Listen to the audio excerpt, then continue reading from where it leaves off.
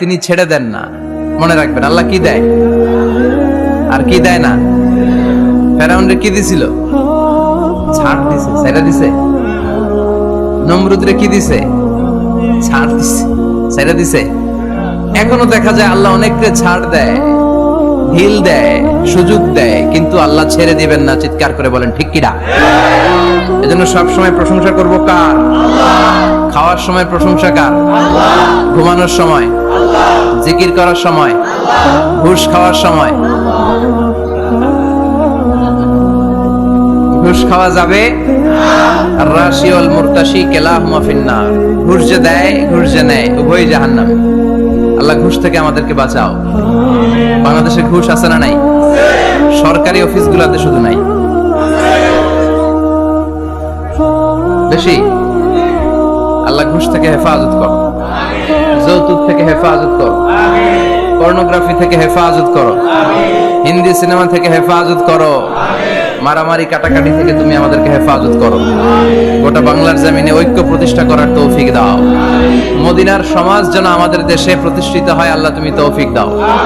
চিল্লায় পড়েন আমিন। এজন্য বিপদে আপদে মুমিন সব সময় প্রশংসা করে কার? আল্লাহর প্রশংসা করে শেষ করা যায়? যাবে? ওয়া ইন তাউদ্দু নি'মাতাল্লাহি লা তুহসুহা।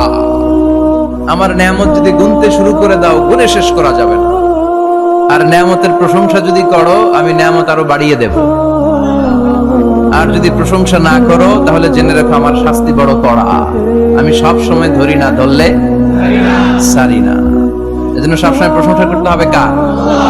বিপদে আপদে, সুখে দুঃখে আল্লাহর প্রশংসা। অভিযোগ কমিয়ে দেন, দেখবেন সুখে থাকবেন।